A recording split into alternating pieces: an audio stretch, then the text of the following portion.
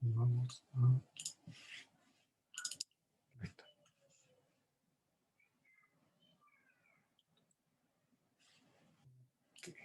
Bueno, como les decía ayer, aparte de las reacciones de adición, vamos a ver reacciones de sustitución y de eliminación. Estas reacciones, podríamos decir, son reacciones que van al contrario de la reacción de adición, es decir, parten de una molécula que tiene un grupo ya dentro de la estructura, que puede ser un grupo, ¿no es cierto?, electronegativo, normalmente un haluro, un OH, un alcóxido, etc. Y, ¿no es cierto?, estas dos reacciones, la reacción de sustitución y la de eliminación, tienden a competir una con la otra, ¿okay? Ya que el reactivo original, digamos, el reactivo que lleva a ambas reacciones es el mismo, ¿okay? Entonces, dependiendo de qué es lo que sucede durante la reacción, es el producto final, ¿okay? Entonces, lo que vamos a ver primero es la reacción de sustitución. La reacción de sustitución, lo que sucede es que una molécula, ¿no es cierto?, que tiene un grupo electronegativo, ¿no es cierto?, se intercambia con otro grupo que entra, ¿okay? Al grupo que sale le decimos grupo saliente, al grupo que entra le decimos grupo entrante, ¿okay? Este tipo de sustitución es una sustitución nucleofílica, porque el grupo que entra es un nucleófilo y el que sale también, ¿okay? Vamos a ver de que la capacidad que tiene el grupo de entrar, ¿no es cierto?, es lo que nosotros llamamos que algo sea un buen nucleófilo o que tenga una buena capacidad nucleofílica. Y cuando tienen una mala capacidad nucleofílica, normalmente tienden a ser buenos grupos salientes, es decir, tienden a ser mejores saliendo que entrando, ¿okay? Y hay dos mecanismos por los cuales se puede producir esta sustitución, ¿okay?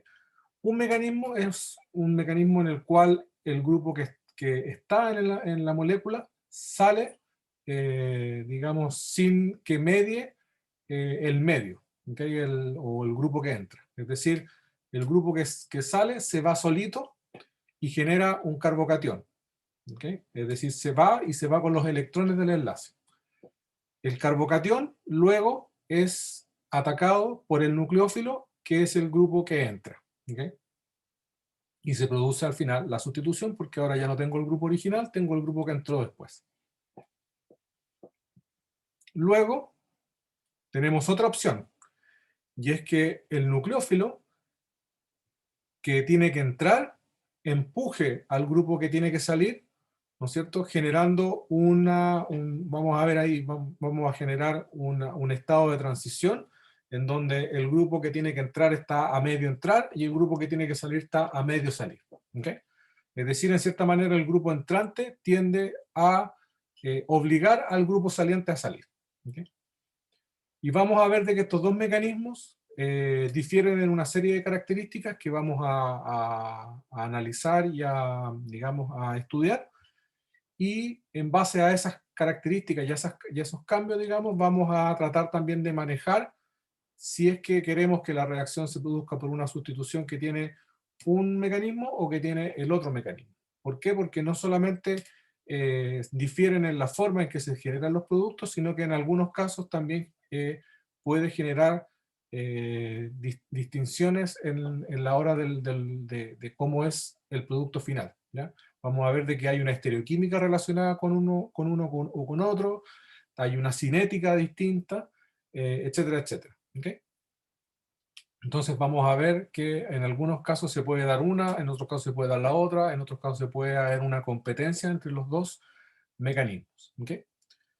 Entonces, estos dos mecanismos los llamamos SN1 y SN2. ¿Ya?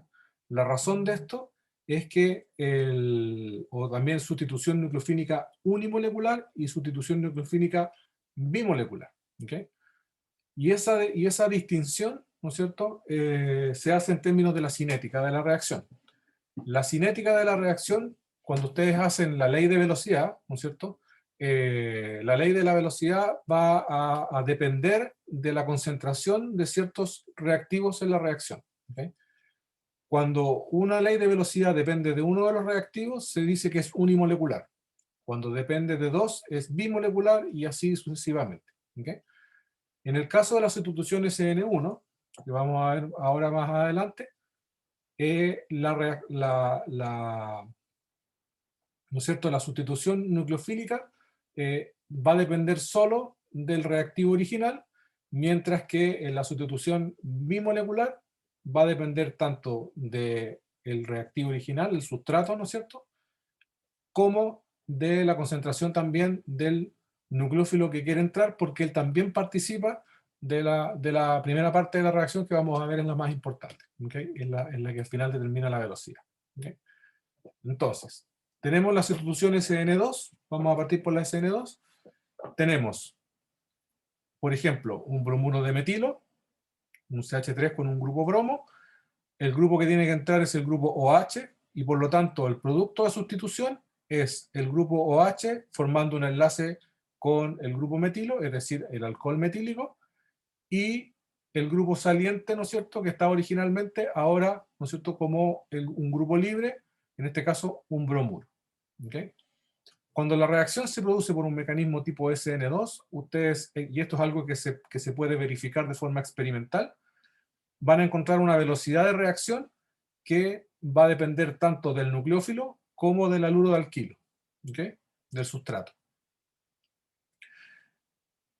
Ahora, ¿por qué sucede eso? Vamos a ver que esa dependencia se da porque, como vimos en algún momento, nosotros cuando describimos las reacciones en términos de termodinámica y de cinética, digamos, en el aspecto cinético, dijimos que la velocidad dependía de la velocidad digamos, más lenta. ¿Okay? Y por lo tanto, los que participan en esa parte más lenta de la reacción son los que en la práctica determinan la velocidad y aparecen en la ley de velocidad. ¿Okay?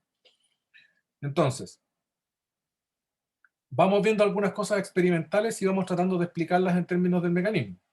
Dice, aquí hay una serie de haluros de alquilo, moléculas que tienen grupos bromo, ¿no es cierto? Metilo, etilo, propilo, ¿no es cierto? Isopropilo, terbutilo. ¿Okay? Y cada uno de estos, ¿no es cierto?, los probamos en relación a una reacción tipo SN2, es decir, vemos qué tanta de la reacción se produce a través de un mecanismo SN2. Para el bromuro de metilo, la velocidad relativa es de 1200 en relación a la del bromuro de isopropilo. ¿Okay? Acá, en el caso del etilo, se produce un 40 veces más rápido. En relación, ¿no es cierto?, al propilo, 16 veces más rápido. Y cuando lo queremos hacer con el terbutilo, es demasiado lenta para medirse. ¿Okay? Es decir, en la práctica, mientras menos, ¿no es cierto?, mientras menos sustituciones tenga el carbono sobre el cual se va a producir la reacción, más rápida es la reacción. Entonces, el grupo metilo es el que tiene menos sustituciones y es el que tiene la velocidad más rápida. Agrego una sustitución, se hace más lento. Hago la sustitución mayor, se hace más lento. Agrego una segunda sustitución, más lento. Y cuando agrego una tercera sustitución, es decir, ahora el tipo de haluro es terciario, la velocidad se hace muy lenta, de hecho prácticamente no reacciona mediante ese mecanismo. ¿Okay? Entonces, otra evidencia experimental, estamos solamente viendo evidencias experimentales, no estamos, digamos, viendo exactamente cómo se produce el mecanismo, ¿ok? Sino que estamos viendo lo que nosotros podemos evidenciar experimentalmente. Otra evidencia experimental es que cuando el reactivo, ¿no es cierto? El haluro de alquilo tiene un centro asimétrico en el carbono sobre el cual se va a producir la sustitución, es decir, por ejemplo, tenemos un hidrógeno, un R y otro R que son distintos, y hacemos la sustitución a través de este mecanismo. El producto de la reacción tiene lo que se llama inversión de la configuración, tiene la configuración invertida. ¿Qué significa esto? Significa que el grupo que entró queda por el lado contrario del grupo que salió. ¿Okay? Es decir, si nosotros vemos, por ejemplo, esto de aquí y tenemos este grupo que está aquí, cuando hacemos la reacción, después el grupo que entró no queda donde estaba el grupo que salió, sino que queda por el lado contrario. Estos grupos se van hacia adelante y este grupo queda acá. ¿Okay? Eso es una inversión de la configuración. ¿Okay? Si el grupo que yo metí, pensemos en las reglas de Canino y Prelo, si el grupo que yo metí tiene la misma prioridad que el grupo que yo estoy sacando dentro de la molécula, lo que va a suceder es que la configuración de Canino y Prelo, por ejemplo, R se va a convertir en S, y por eso que se le llama inversión de la configuración. En la mayoría de los casos, como estamos hablando de átomos electronegativos, lo normal es que ese átomo que está entrando, por ejemplo, el oxígeno en este caso, reemplaza a un bromo, el bromo va a tener la mayor prioridad y el oxígeno cuando entre también va a tener la mayor prioridad. Entonces, cuando yo haga la configuración me voy a dar cuenta de que si tenía el isómero S, lo convierto en R y viceversa. ¿Ok? Entonces, en la práctica hay una inversión de la configuración. ¿Okay?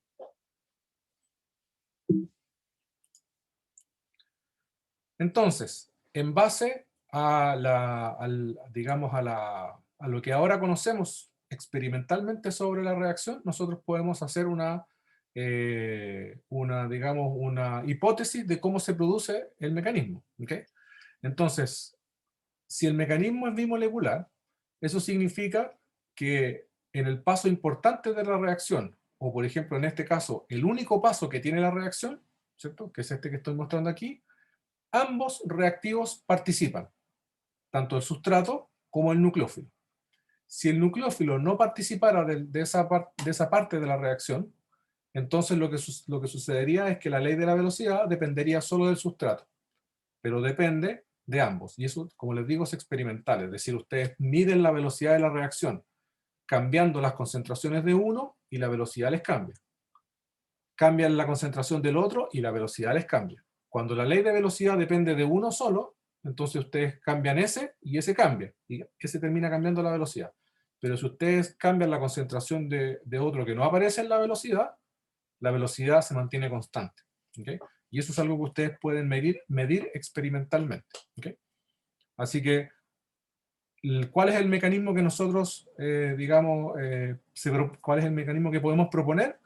Es un mecanismo que tiene un solo paso, en el cual el oxígeno ataca al carbono del grupo que tiene el grupo saliente, y en el mismo paso, ¿no es cierto? En un solo paso, podríamos decir que es un paso que está concertado, es una reacción concertada, el grupo que está entrando hace que el otro grupo salga, en un solo paso. Y obtengo la molécula final, ¿no es cierto?, que es el producto de sustitución más el grupo saliente. ¿Okay? Miremoslo con un poquito más de detalle el mecanismo. ¿Ya? Cuando lo vemos ahora en 3 dimensiones, nos damos cuenta de que para que esto suceda de esta manera, para que sea concertado, el oxígeno tiene que necesariamente entrar por la cara posterior del grupo saliente. Es decir, el oxígeno empieza a entrar, a formar el enlace con el carbono donde está el grupo saliente, donde está el carbono, donde está el grupo saliente, pero por la cara posterior. Este enlace se empieza a formar en la misma medida que este enlace se empieza a romper. Y por lo tanto, esto se empieza a distorsionar, es decir, la molécula original, que tiene una geometría, ¿no es cierto?, se empieza a distorsionar, y esto se empieza a estirar, y obviamente empieza a aumentar la energía porque estoy rompiendo un enlace a la misma forma que estoy rompiendo otro, Entonces en la práctica tengo 3 enlaces buenos y 2 enlaces más o menos, y además tengo ángulos horribles. Entonces la molécula empieza a aumentar su energía hasta llegar a un punto de máxima energía, que es el punto que nosotros conocemos como el estado de transición, y ese estado de transición en este mecanismo es este punto de 5, este carbono que tiene 5 puntas, ¿no es cierto? 3 enlaces formales y 2 enlaces a medio formal, y, y después de ahí el estado de transición puede o devolverse, es decir, que el grupo que venía saliendo, o sea, que venía entrando, se vaya y termino con la misma molécula que tenía, o puedo continuar con la reacción, ¿no es cierto? Y que el enlace carbono-bromo se termine rompiendo y se termine formando el enlace carbono-oxígeno y el bromo salga. ¿Okay? Este mecanismo que está aquí explica los dos grandes, digamos, evidencias experimentales. La primera, que la ley de la velocidad depende de ambos. ¿Por qué? Porque estoy proponiendo un mecanismo que tiene un solo paso, y en ese paso ambos están, ¿no es cierto?, siendo parte. ¿Okay? Segundo, en realidad son 3 grandes evidencias. La segunda evidencia era que los grupos con menos sustituciones tienden a ser más, a tener velocidades más altas, más rápidas. ¿Okay? Recuerden que en términos, digamos, de mecanismo, digamos, en términos cinéticos, la velocidad de la reacción depende de la altura de este cerro. Es decir, si mi estado de transición tiene más energía, el cerro es más alto y la reacción es más lenta. ¿Ya? Por eso que al principio del curso vimos, ¿no es cierto?, todas estas cosas de que tenían que ver con la cinética, con la termodinámica, era precisamente para que pudiéramos entender todo esto que estaba sucediendo. Entonces, mientras más alto el cerro, más lento la reacción. ¿Okay? Entonces, ¿qué creen ustedes que va a pasar si es que yo empiezo a poner grupos aquí más voluminosos y más voluminosos y más voluminosos que simples hidrógenos? Lo que va a suceder es que estoy generando ahora una molécula que tiene que meter 5 grupos, y estos grupos empiezan a crecer. Si eso empieza a crecer, la energía se empieza a disparar y la velocidad de la reacción sufre y empieza a disminuir. En el caso del terbutilo, que tiene 3 grupos metilos en cada una de estas posiciones, ese estado de transición es muy inestable y por lo tanto la velocidad de la reacción a través de ese estado de transición es muy lenta. ¿Okay? Entonces, este mecanismo explica también esa tendencia en términos de las velocidades. ¿Okay? Y finalmente también explica lo que sucedía en términos de la inversión de la configuración. ¿Por qué? Porque nosotros vimos que cuando había un centro asimétrico, nosotros podíamos verificar de que había una inversión de la configuración. La inversión de la configuración, entre comillas, también se produce en un bromuro de metilo. Lo que sucede es que como los 3 hidrógenos que están en el bromuro de metilo son indistinguibles, yo no lo puedo observar experimentalmente. ¿Okay? Si pudiese marcar esos hidrógenos y ponerle hidrógeno A, hidrógeno B, hidrógeno C, podría verificarlo. Pero en el caso de un centro asimétrico, como los grupos son todos distintos, entonces sí puedo verificar que hay una configuración distinta. Y por eso que cuando lo hago experimentalmente con un centro asimétrico, entonces puedo ver también experimentalmente que hay una inversión de la configuración. Entonces, este mecanismo, como lo tenemos pintado aquí, explica estas 3 patitas experimentales, evidencias experimentales, que habíamos visto antes. Esto es súper importante porque esto es ciencia, así funciona la ciencia. Uno hace una observación, observa, mide, hace una hipótesis de cómo cree que está funcionando y después prueba esa hipótesis en contra de las mediciones que hizo. ¿Okay? Y ojalá más mediciones aún. ¿Okay? Entonces, el contraste, ¿no es cierto?, de la hipótesis con las mediciones son las que en la práctica, ¿no es cierto?, nos dicen, parece que esta explicación o esto que yo estoy proponiendo calza con lo que podemos observar y por lo tanto es la hipótesis con la que me quedo hasta que aparezcan datos que me hagan pensar de que a lo mejor la hipótesis tiene que ser distinta. ¿Okay? Y así avanza la ciencia, así funciona. ¿Okay? Entonces, es el método científico demostrado aquí en la química. ¿Okay? Entonces, vamos viendo cada uno de estas cosas que acabo de explicar. Tenemos, ¿no es cierto?, el bromuro de metilo, y aquí, por ejemplo, tenemos un bromuro de, por ejemplo, isopropilo, ¿no es cierto?, que en donde tenemos dos grupos metilos. Como estos son dos grupos voluminosos, yo tengo que, ¿no es cierto?, tengo que mantener en el mismo volumen, ¿no es cierto?, más grupos. Y por lo tanto la energía de esto se empieza a hacer cada vez más alta, y altura de cerro significa en la práctica la altura de energía del estado de transición se relaciona con la velocidad. Mientras más alta, la velocidad es más lenta. ¿Ya? Por lo tanto, tenemos una disminución de la velocidad cuando hay más grupos, y eso explica perfectamente, ¿no es cierto? Y eso se condice muy bien con lo que vemos experimentalmente. Tenemos ¿no es cierto?, la inversión de la configuración, que podemos observar de esta manera. Este es el mecanismo que se produce cuando el grupo entra, ¿no es cierto? Los mismos electrones del grupo empiezan, ¿no es cierto?, a generar una repulsión. Estos enlaces que están aquí se empiezan a doblar, ¿no es cierto? Y los electrones que están aquí, recuerden que aquí entre el carbono y el oxígeno, ¿no es cierto?, están formando electrones y hay orbitales aquí. Este espacio, digamos, del orbital tiene que empezar a usarse para la formación del otro enlace, y por lo tanto este grupo tiene que empezar a salir. ¿Okay? Y se produce esta forma concertada.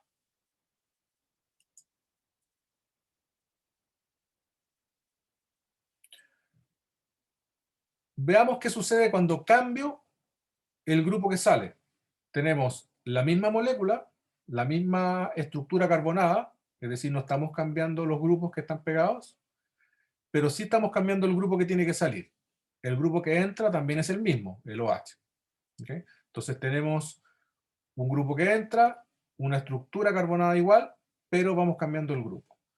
Cuando tenemos yoduro, bromuro, cloruro y fluoruro, nos damos cuenta de que si tomamos el fluoruro como uno, digamos, en términos relativos, la reacción con cloruro es 200 veces más rápido que la de fluoruro. Con bromuro es 10.000 veces más rápido, y con yoduro es 30.000 veces más rápido. ¿Qué conclusión podemos sacar de eso? Podemos decir en términos generales, ¿no es cierto?, que el yoduro es mucho mejor grupo saliente que el bromuro, y que el bromuro es mucho mejor grupo saliente que el cloruro, y que el cloruro es mucho mejor grupo saliente que el fluoruro. ¿Okay? Ahora, cuando tratamos de comparar estos datos, porque eso es una explicación así como a la chilena nomás, es mejor saliendo, ¿okay? Simplemente. Pero cuando tratamos de explicar estos datos en términos de la estructura electrónica de los átomos, nos damos cuenta de que esto calza perfectamente bien con la basicidad de cada uno de estos grupos. ¿Okay?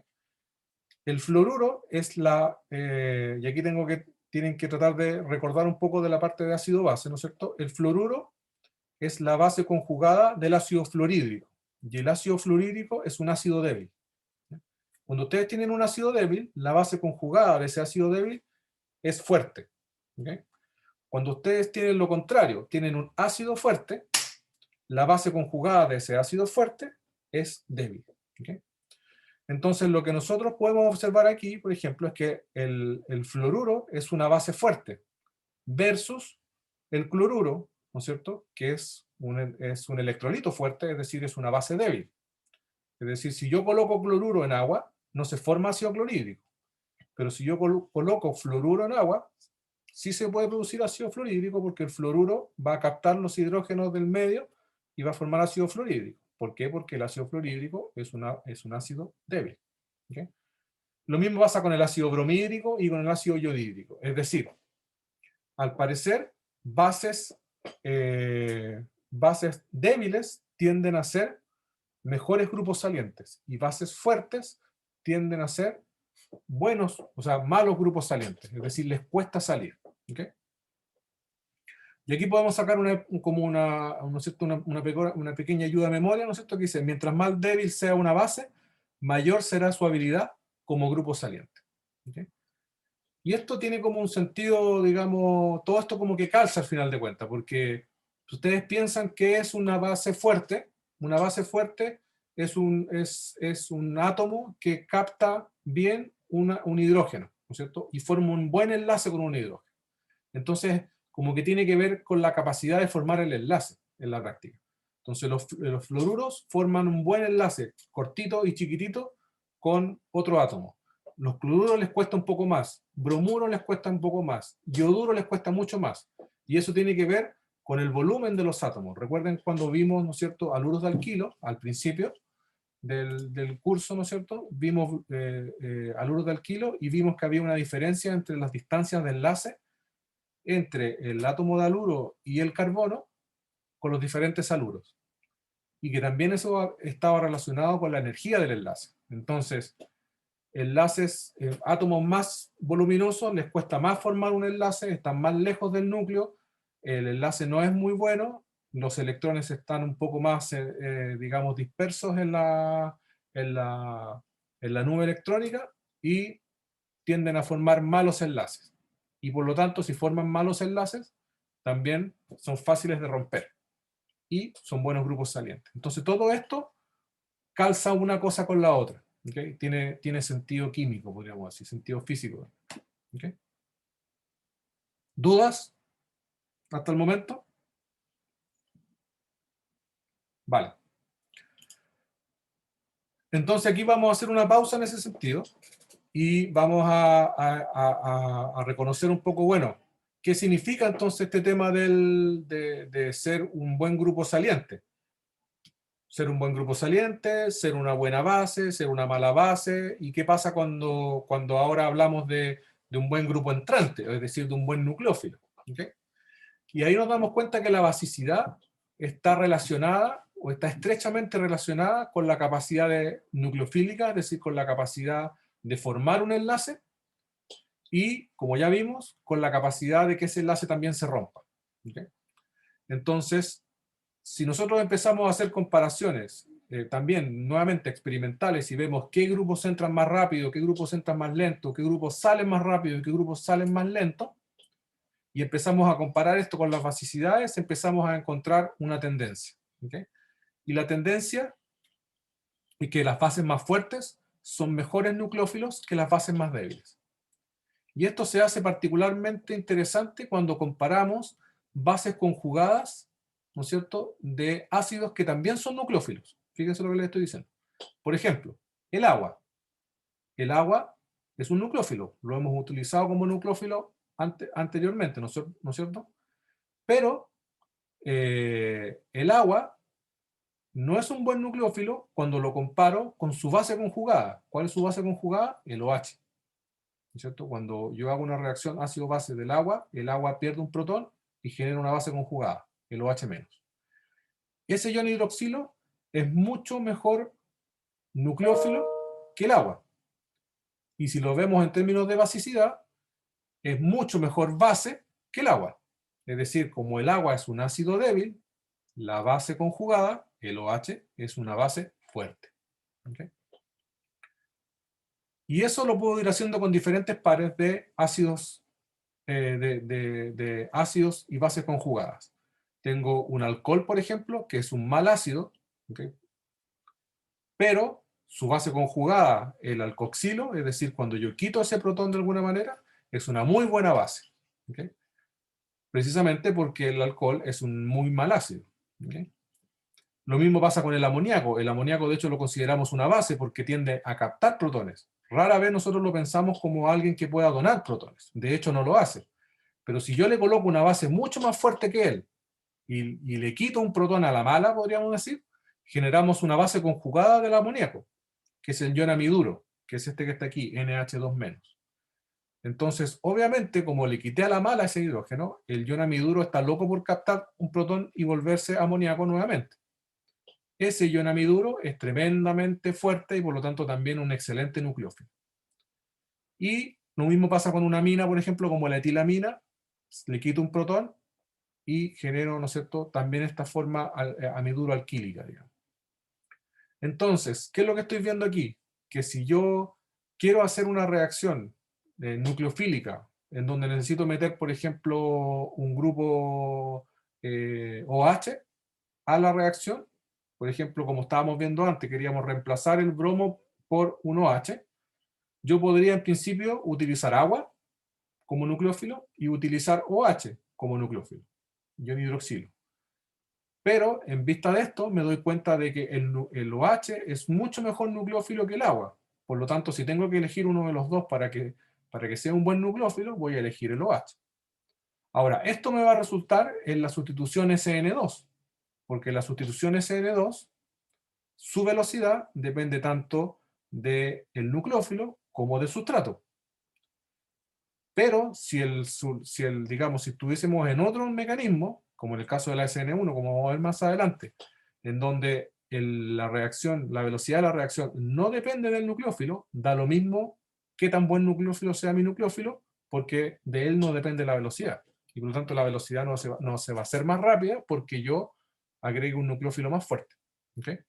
Entonces, en este caso, en donde el nucleófilo sí importa, porque él es el que tiene que empujar la reacción para que se produzca, entonces utilizar un nucleófilo fuerte, es decir, normalmente la base conjugada, ayuda a que ese mecanismo ande mejor. ¿Ok?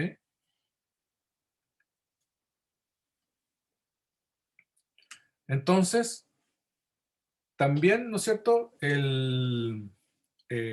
Como les decía yo, vamos a obtener mejores nucleófilos en la medida que utilicemos las bases conjugadas de los ácidos débiles originales. ¿Ok? Eso también está relacionado con el tamaño. Se cree que también el hecho de que los nucleófilos, se cree que los nucleófilos que son más pequeños pueden entrar más fácilmente sobre los átomos sobre los cuales pueden atacar. ¿Okay?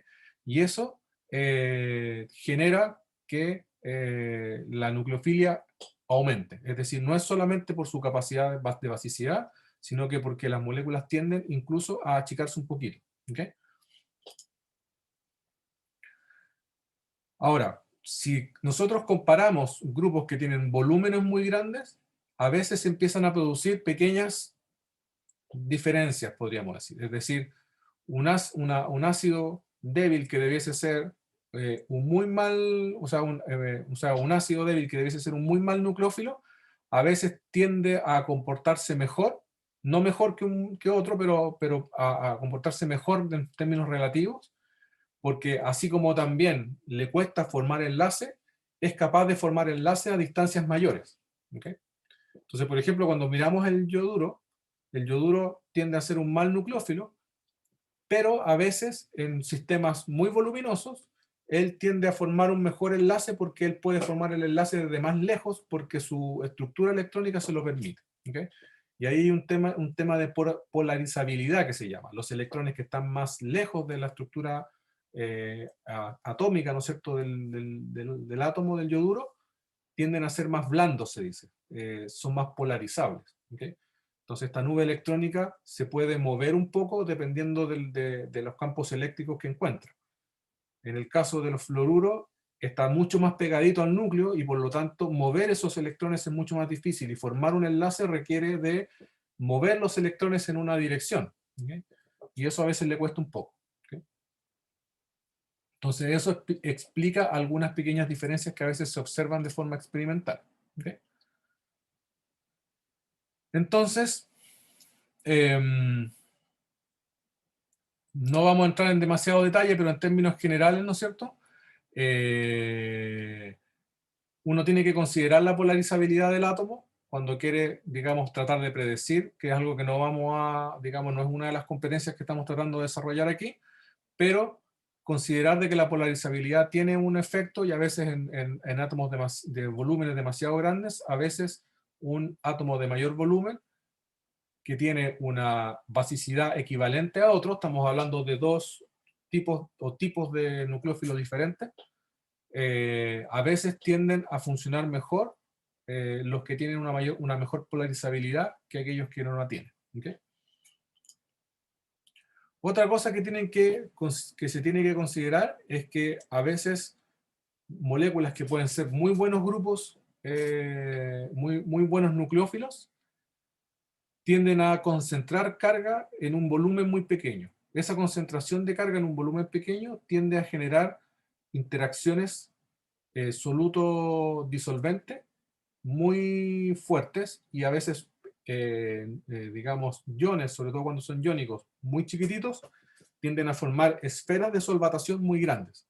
Es decir, el átomo chiquitito, él es chiquitito, pero en la práctica él no está en el vacío, no está digamos, en un ambiente que no, en donde no hay nada, sino que está en una especie de piscina de pelotas, ¿no es cierto? Entonces, esas pelotas se le pegan. Y como se le pegan, ahora él no es solamente él, sino que es él y todas las moléculas de disolvente que se le tienden a pegar por su alta densidad de carga. ¿Okay? Entonces, eso también a veces termina generando problemas y ahí empieza a aparecer un tema importante que es la elección del disolvente. Entonces, a veces un buen nucleófilo funciona súper bien con un disolvente y funciona muy mal con otro. Y tiene que ver precisamente con que el nucleófilo en su totalidad al final cambia, porque también hay que considerar que el disolvente se le va a pegar y va a, ¿no es cierto?, a generar un cambio. Y hablando también de efectos, digamos, de volumen, nos vamos a dar cuenta que después, en algunas partes, digamos, en algunos casos, ¿no es cierto?, la basicidad y la acidez, perdón, la basicidad y la nucleofilia empiezan como a distinguirse un poco, y nos vamos a dar cuenta de que incluso mejores bases, o digamos, moléculas que se comportan como mejores bases, tienden a tener problemas trabajando, digamos, funcionando como nucleófilos, versus otras que a lo mejor no son tan buenas bases, pero funcionan mejor como nucleófilos. Y eso tiene que ver a veces con el efecto estérico, es decir, con el efecto del volumen. Entonces, por ejemplo, cuando comparamos el ion terbutóxido, la base conjugada del terbutanol, con el ion etóxido, que es la base conjugada del etanol, si medimos su basicidad, el ion terbutóxido es una mejor base, porque estabiliza mejor esa base conjugada, esa carga negativa. ¿Okay? Pero lo que sucede es que el ion terbutóxido es muy voluminoso cuando quiere actuar como, como un nucleófilo, porque el nucleófilo tiene que entrar en una posición. ¿Okay? Y si yo tengo un sistema que ya está muy voluminoso, ¿no es cierto?, como el estado de transición de una SN2, entonces el ion terbutóxido va a terminar aumentando mucho la energía del sistema y va a hacer que la reacción se haga más lenta.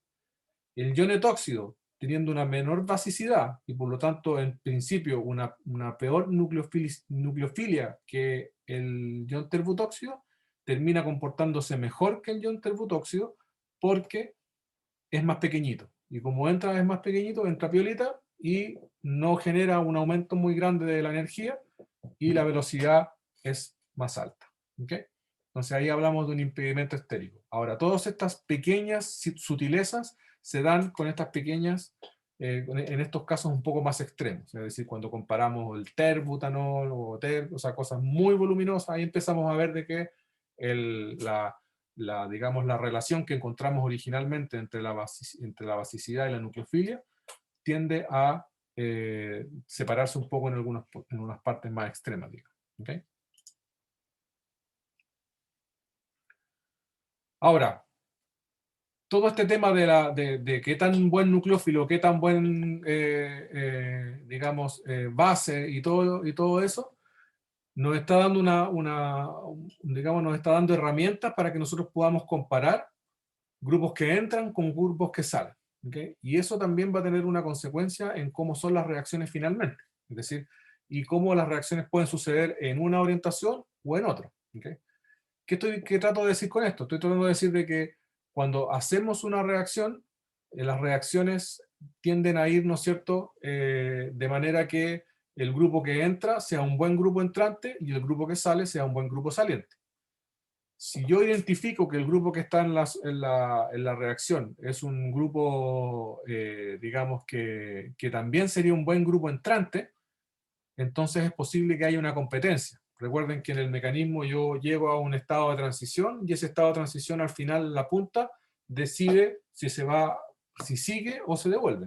Entonces, si el grupo es muy mal grupo saliente, entonces siempre va a haber una competencia en el estado de transición, y si el otro es mejor, si el grupo que está entrando también es un buen grupo saliente, entonces se va a devolver y voy a terminar donde mismo.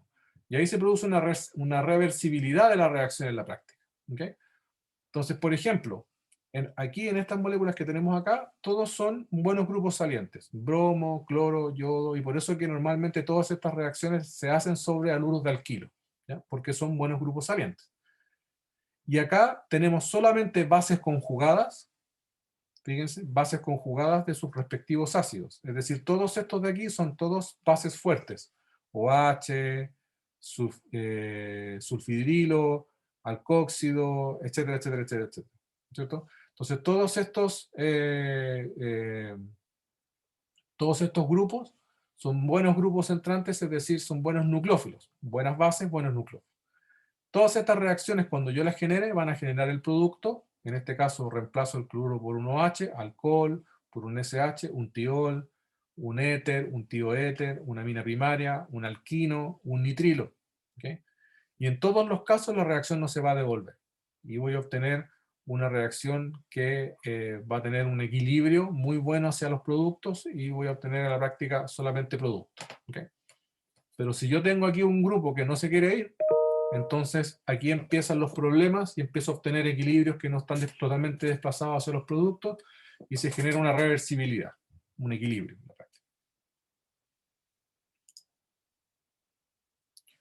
Entonces, aquí yo lo puedo ver. Yo estoy tratando de reemplazar un yoduro por un bromuro, y los dos son grupos salientes ahí nomás. Entonces, en la práctica voy a obtener un equilibrio, y este equilibrio va a estar relacionado con una constante. ¿Okay? Entonces, ahí lo más probable es que no voy a obtener una buena reacción, voy a obtener una reacción que va a tener un 30%, un 40%, o sea, voy a obtener un equilibrio, y de ese equilibrio no voy a salir. ¿Okay? Eso es importante que lo considere. Aquí hay una pequeña tabla con con las constantes de acidez de cada uno de los ácidos que llevan a las bases conjugadas, ¿no es cierto? Entonces, entendiéndose de que mientras más débil sea digamos, el ácido, más fuerte es la base, mejor nucleófilo. ¿Okay?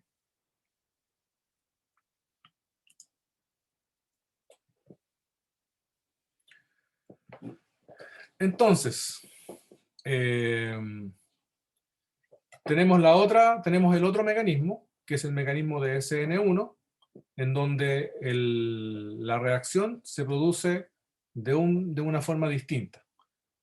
Cuando empezamos a hacer estas mismas mediciones experimentales que hicimos para la SN2, nos damos cuenta de que se comporta experimentalmente distinto. Cuando medimos la velocidad de la reacción depende solo del haluro de alquilo y no depende de la concentración del disolvente. Es decir, yo aumento la concentración de agua y la velocidad no cambia. Mientras que en la SN2 yo cambio la concentración, por ejemplo, del OH, y la velocidad sí cambia. Eso significa que hay una independencia de la velocidad de la reacción con el nucleófilo. ¿Okay? Eso ya me indica de que el mecanismo que yo estaba postulando para la otra reacción no funciona. Cuando comparo las velocidades de reacción para la SN1 con los mismos grupos que estaba utilizando antes, es decir, metilo, etilo, isopropilo, terbutilo, me doy cuenta que la reacción se hace mucho más rápida mientras más sustituciones haya. Es decir, la tendencia es exactamente la contraria. Y si nosotros pensamos de que la SN1 y la SN2 van a competir, entonces nos damos cuenta de que en la práctica, cuando tengo sustratos que tienen mucha sustitución, la reacción se va a ir por una SN1, y cuando tengo muy poca sustitución, la reacción se va a ir por una SN2. Entonces, la reacción se separa dependiendo un poco de cómo es el sustrato. ¿Okay? Y cuando el sustrato es intermedio, por ejemplo, secundario, en los secundarios va a haber una competencia entre la S1 y la SN2 que va a depender de otros factores. Pero en términos de la estructura del sustrato, En los terciarios va a ganar por paliza la SN1 y en los primarios o metílicos va a ganar por paliza la SN2. ¿Ok? Segundo, o sea, tercero, cuando hacemos la misma lógica de la molécula quiral, cuando la reacción se produce a través de una SN2, no se produce inversión de la configuración, sino que se produce lo que se conoce como racemización. ¿Qué es la racemización? Es que se dan dos productos en la práctica. Se da el producto que tiene la inversión de la configuración, que era el producto que generábamos con la SN2, pero también se da un producto en donde el grupo que entró está exactamente en la misma orientación que el grupo que salió. Es decir, no solamente el grupo entró por el lado contrario, sino que también entró por el mismo lado donde estaba el grupo que salió. Y eso me dice de que el mecanismo que yo había propuesto antes para la SN2 tampoco puede funcionar aquí, porque en ese mecanismo el grupo que entra, ¿no es cierto?, entra al mismo tiempo que el grupo que está saliendo. Y eso no puede suceder en la misma orientación, es decir, el grupo que estoy metiendo no puede estar entrando por el mismo lado que está saliendo, el grupo saliente. ¿Ok? Entonces ahí ya me empiezo a dar cuenta de que el mecanismo que tengo que proponer es completamente distinto. Entonces, ¿cuál es el mecanismo que se propone? El mecanismo que se propone es que el bromuro sale en una reacción, digamos, racemización se llama. Racemización significa que se produce una mezcla racémica. Recuerden que cuando conversamos la parte de estereoquímica, la mezcla racémica es una mezcla de enantiómeros, una mezcla 1 y 1 de enantiómeros. Entonces, cuando se habla de racemización, se habla de la formación de una mezcla racémica. ¿Okay? Ese es el concepto. Entonces, cuando tenemos en una SN1, tenemos el primer paso, necesariamente tiene que ser que el grupo saliente se vaya solamente. No puede mediar el nucleófilo que entra, porque si mediara el nucleófilo que entra, eso significaría que su velocidad de reacción dependería de ese nucleófilo, y no lo hace. Experimentalmente ya verificamos que no lo hace. Entonces se produce este primer paso de reacción que genera un carbocatión. Recuerden que ese carbocatión no se genera en la SN2, es decir, en nuestro mecanismo de la SN2, nosotros no tuvimos la necesidad de generar un carbocatión. Aquí sí lo estamos generando. Y ese carbocatión ahora reacciona muy rápidamente con un nucleófilo, porque nosotros sabemos que los carbocationes, ¿no es cierto?, son muy reactivos y van a reaccionar muy rápidamente con un nucleófilo. Eso genera una segunda parte de la reacción muy rápida. En el caso de la molécula de agua, ¿no es cierto?, que no está con una carga negativa, tiene que ahora deshacerse en una reacción ácido-base de un hidrógeno, y hay una tercera patita de la reacción que es una reacción ácido-base. Entonces tenemos dos, digamos, pasos muy rápidos al final de la reacción, pero el paso lento, el paso que define la velocidad, es el primer paso. Y ese primer paso no depende del nucleófilo. ¿Okay? Eso es importante porque tenemos que hacer calzar eso con la medición experimental, y la medición experimental dice que el nucleófilo no influye en la velocidad de la reacción. Cuando lo vemos ahora en términos energéticos, tenemos un primer paso lento de la reacción, ¿no es cierto?, el que determina la velocidad de la reacción, y en donde solamente depende el sustrato. Si yo cambio la concentración de sustrato, sí cambia la velocidad de la reacción, pero si cambio la concentración de nucleófilo, no cambia porque no participa. Y luego hay dos pasos rápidos, ¿no es cierto?, desde el intermediario del carbocatión y luego la reacción de, ¿no es cierto?, ácido-base. La velocidad de reacción tiene que depender solo de la luz de alquilo. Así que ese mecanismo que estamos proponiendo calza bien con lo experimental. Ahora, cuando lo vemos en 3 dimensiones, de la misma manera como vimos la SN2, tenemos que hacer calzar también con la racemización, es decir, con la generación de ambos isómeros. Y aquí me doy cuenta de que efectivamente la formación de un carbocatión, que es lo que estoy proponiendo, calza perfectamente con esta observación experimental, y es porque los carbocationes tienen hibridación sp2. Y la hibridación sp2 es plana triangular. como la hibridación es ISP2 es plana triangular, esto genera dos planos, ¿no es cierto?, por los cuales el nucleófilo puede entrar. Puede ser el plano por donde salió el nucleófilo, el grupo saliente, por ejemplo, el lado derecho, el que veo aquí como B, que era por donde estaba el bromuro originalmente, o por el lado contrario, que sería el que daría el producto, ¿no es cierto?, normal de la reacción para una SN2. ¿Okay? Pero como es plano, ambos planos tienen la misma topología, podríamos decir. ¿Qué significa eso? De que un grupo que entra no va a notar la diferencia entre un plano y el otro. Y por lo tanto, ambos productos van a tener la misma velocidad de reacción. ¿Por qué? Porque, porque cuando yo coloque el grupo, ¿no es cierto?, que reacciona por este lado y el que reacciona por el otro lado, las energías de esos estados de transición van a ser iguales y por lo tanto no va a haber diferencia en la velocidad y ambas posibilidades son exactamente igual de probables. ¿Okay? Y eso genera una racemización porque obtengo mitad de un enantiómero, mitad del otro. ¿Okay? Entonces, la formación de un carbocatión, que es la parte central de una SN1, explica perfectamente la formación, la generación de un racemato, de una racemización. ¿Okay?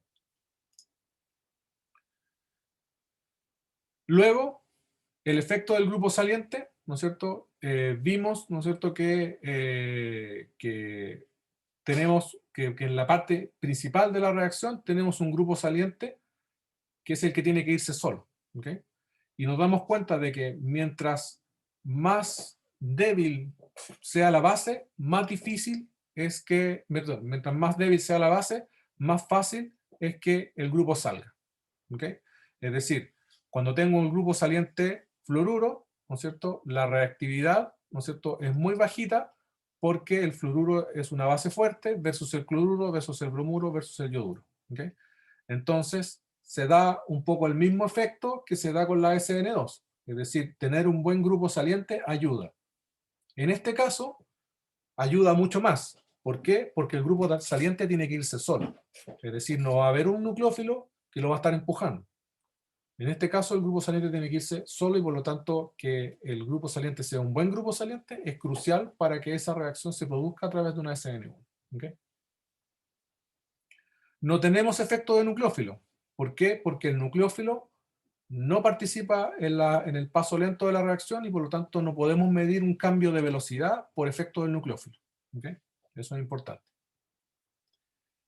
Y luego tenemos otras evidencias experimentales que nos hacen, ¿no es cierto?, confirmar de que el mecanismo SN1 pasa a través de un carbocatión. ¿Cuáles son esas evidencias experimentales? Que a veces cuando estamos haciendo una reacción de sustitución, obtenemos productos que solamente se pueden explicar por rearreglo de carbocationes, ¿no es cierto?, que ya lo estuvimos viendo en las reacciones de adición, y que son característicos de los carbocationes. Es decir, si no se forma un carbocatión, no tengo cómo explicar que los productos tengan esta estructura carbonada distinta. ¿Okay? Entonces, por ejemplo, yo puedo estar haciendo una reacción con el 2-bromo-2-metilbutano, ¿no es cierto?, que en una reacción de sustitución SN2 tiene que necesariamente dar el 3-metil-2-butanol. ¿Okay? Porque en la SN2 el alcohol, el OH, va a entrar por el lado contrario, ¿no es cierto?, aquí, y va a sacar el bromuro, y el único posible producto es este que está aquí. Pero si la reacción es a través de una SN1, fíjense que aquí hice una sutileza. En vez de colocar OH menos, coloqué agua. ¿Por qué? Porque el agua es un mal nucleófilo y por lo tanto va a hacer que la velocidad de esta reacción sea muy baja. Entonces me voy por aquí, dejo el agua, la reacción solamente puede suceder por la formación de un carbocatión, se genera un carbocatión, pero el carbocatión es secundario. Y un cambio, un reordenamiento que involucra un movimiento de un ion hidruro adyacente, ¿no es cierto?, genera un cambio de la posición del carbocatión y obtengo, ¿no es cierto?, que ahora el carbocatión es terciario. Nosotros ya vimos que una de las reglas de la formación del rearreglo de carbocationes es que yo esté generando carbocationes más estables, ya sea porque están más sustituidos o porque se libera energía por tensión angular o lo que sea. ¿Okay? Pero tienen que ser más estables. ¿Okay? No puedo ir para arriba en el cerro, sino que tengo que ir siempre bajando. Genera un alcohol un carbocatión terciario, y este perfectamente reacciona con la molécula de agua, el grupo entrante, y obtengo ahora el 2-metil 2-butanol, que a través de una SN2, es decir, si hago la reacción con un OH-, no se da. ¿Okay? Así que tengo una evidencia adicional de que la reacción SN1 es la reacción que predomina, ¿no es cierto? Es una reacción en donde se produce un carbocatión. ¿Okay? Lo mismo pasa, por ejemplo, cuando aquí movemos un grupo metilo. Si lo movemos para acá, generamos un carbocatión acá, y se produce el producto de reordenamiento cuando uso agua, y no se produce el producto de reordenamiento cuando uso OH-. ¿Okay? Entonces aquí ya está apareciendo una manera de manipular el mecanismo por el cual se produce la reacción, cambiando el nucleófilo que estoy utilizando. Utilizo un nucleófilo fuerte cuando quiero que la reacción vaya por una SN2, porque el nucleófilo fuerte favorece una SN2. Y ocupo un nucleófilo débil, el ácido conjugado del OH-, para formar una SN1.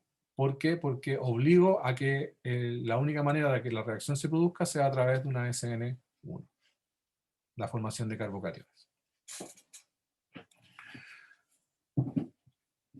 Esto es importante como para darle un poco de contexto. ¿Okay? Recuerden que la formación de carbocationes es esencial en la SN1, por lo tanto, si yo trato de hacer ciertas reacciones en donde la formación de carbocationes no es posible, o es muy inestable, o se estabiliza, por el contrario, se estabiliza mucho más o lo que sea, puede hacer diferir o puede hacer distinguir la S1 de la SN2, ¿okay? De que las cosas vayan por una SN1 y no por una SN2, o viceversa. ¿Okay? Entonces, casos especiales son las reacciones de sustitución sobre haluros bencílicos y alílicos. ¿Okay? Estos son haluros bencílicos. Se dice bencílico cuando tengo el benceno, pero tengo un CH2 al lado. ¿Okay? Fenílico sería cuando trato de hacer la sustitución sobre directamente, ¿no es cierto?, el benceno, que vamos a ver más adelante, que eso es otra cosa. Entonces, cuando yo tengo, ¿no es cierto?, un grupo saliente, el cloruro, sobre un carbono, ¿no es cierto?, aquí tengo condiciones tipo SN2 y obtengo mi producto SN2. Lo mismo pasa cuando tengo un haluro alílico. ¿Okay? Los haluros alílicos son grupos, ¿no es cierto?, que están unidos a un carbono, que a su vez está unido a un doble enlace. ¿Ya? Entonces podríamos decir que el bencílico es un caso especial de uno alílico. ¿Ya? Y aquí las condiciones tipo SN2 funcionan perfectamente. ¿Okay? Ahora, este es un haluro primario, este también. Por lo tanto, se debería esperar que la condición SN2 fuese prácticamente única, y que la condición SN1 no se diera, porque eso generaría un carbocatión primario que sería muy inestable. Sin embargo, para las sustituciones sobre haluros bencílicos y alílicos, la condición SN1 es también favorable, porque se producen carbocationes que están estabilizados por resonancia. ¿Qué significa eso? Cuando yo hago la reacción tipo SN1, se va a generar un carbocatión primario, como el que está aquí, pero este carbocatión primario tiene la capacidad de estabilizarse mediante resonancia. Espérenme un poquito, voy a anotar aquí para que lo vean. ¿Qué es lo que sucede? Aquí yo tengo un carbocatión, ¿no es cierto? Pero aquí yo tengo dobles enlaces que están cerca. Estos dobles enlaces pueden moverse, ¿no es cierto?, por resonancia, y al moverse yo voy a formar un doble enlace aquí, y ahora la carga positiva va a quedar acá. Entonces, ¿no es cierto?, la forma resonante de eso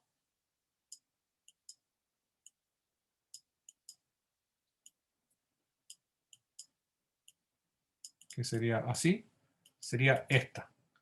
Luego, este doble enlace puede hacer lo mismo, ¿no es cierto? Y en ese caso la carga positiva quedaría acá, y luego esto quedaría, puedo moverlo para allá, y esta carga positiva quedaría acá. En la práctica, entonces, la carga positiva no está solo sobre este carbono, sino que se está moviendo a través de el anillo. Esto estabiliza, porque mientras yo más formas resonantes tengo, más estable es una molécula, por eso que el benceno es tan estable. Por lo tanto, lo que se produce es una estabilización del carbocatión, ¿no es cierto?, por resonancia. ¿Ok?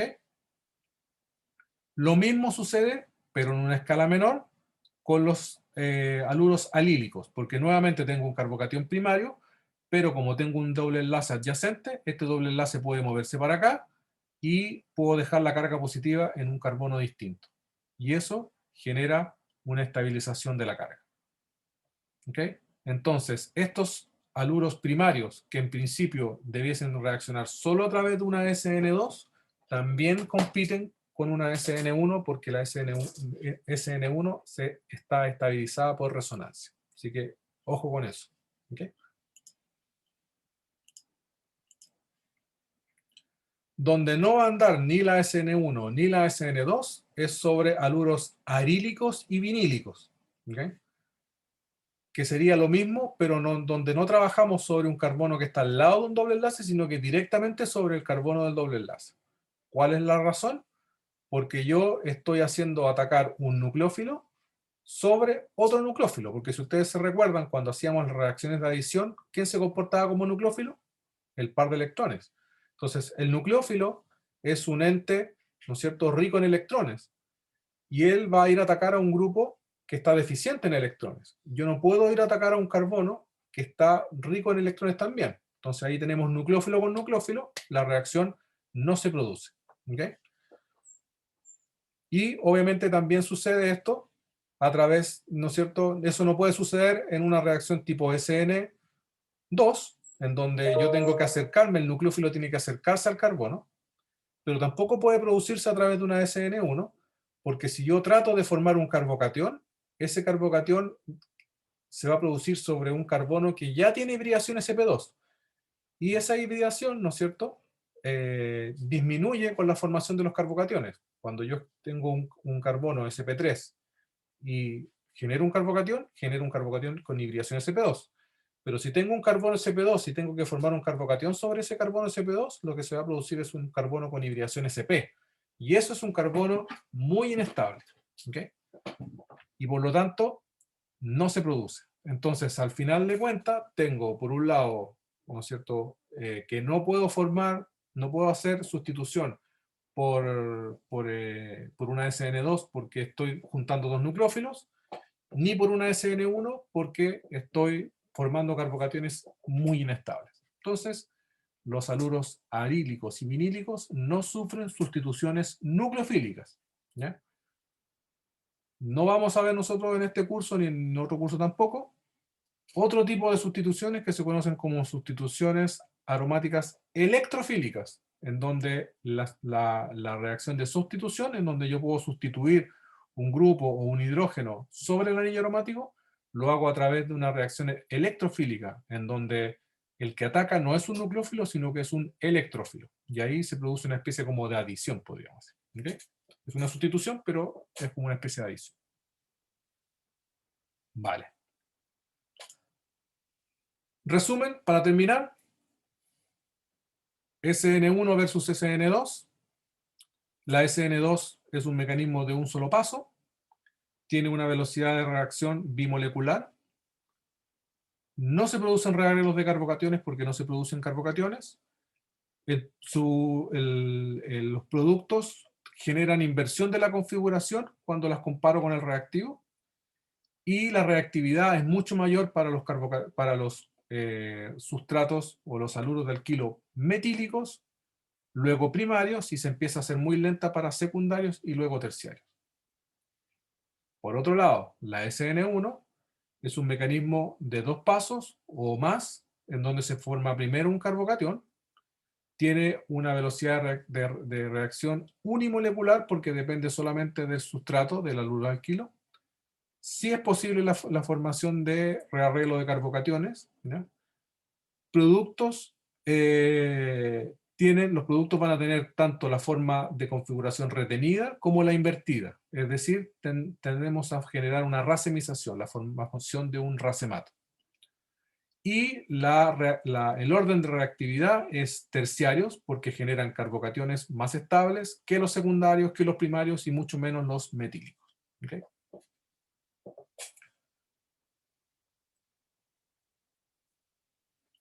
Y aquí hay una especie como de resumen también de bajo qué más o menos condiciones uno puede esperar la formación de una SN, o digamos la reacción a través de una SN1, una SN2 o más o menos. Entonces, por ejemplo, para moléculas aluros de alquilo metílicos y alquílicos primarios, sí o sí la reacción es SN2, porque la formación de un carbocatión aquí es extremadamente inestable y por lo tanto es muy difícil. Los vinílicos y los arílicos, como vimos, no pueden hacer sustituciones ni SN1 ni SN2. Los secundarios van a tener una pelea. Los secundarios van a terminar reaccionando tanto por SN1 como por SN2 y pequeñas, digamos, diferencias en las condiciones de reacción pueden hacer que uno genere más que la otra, pero en términos generales van a siempre competir. Para el caso también de los aluros bencílicos y alílicos primarios y secundarios, también va a haber una competencia porque ya vimos que los primarios y los secundarios funcionan bien con la SN2, pero además, como son bencílicos y alílicos, hay una estabilización de los carbocationes y por lo tanto la SN1 también es posible. Así que hay una competencia también. Y de ahí para adelante, los aluros de alquilo terciarios van a reaccionar solo por una SN1 porque son demasiado voluminosos para hacer un estado de transición típico de la SN2. Y obviamente también, si los bencílicos y alílicos también son terciarios, con mayor razón van a generar solamente una SN1 porque son muy voluminosos para una SN2 y además generan carbocationes extremadamente estables que obviamente favorecen la SN1. ¿Okay? Bueno, va a haber una competición, ya saben, va a haber, por lo tanto, la velocidad de la reacción en la práctica va a ser una composición de una sumatoria, tanto de la velocidad de la reacción de la SN1 como de la SN2, y como les decía, pequeños cambios en las velocidades van a, en las condiciones de reacción, van a favorecer, tanto puede ser una SN1 como una SN2. ¿Okay? Lo vamos a dejar hasta acá. Vamos a ver entonces, vamos a ver en la otra clase algunas pequeñas cambios que son importantes que podemos hacer para poder distinguir cuándo una reacción va a ser una SN1 y SN2. Eso es importante porque tienen que considerar o tienen que tener esto como para adelante, pensando en que, por ejemplo, en una pregunta, yo les puedo decir, este sustrato reacciona bajo estas condiciones, dígame cuál es el producto que usted esperaría, ¿no es cierto?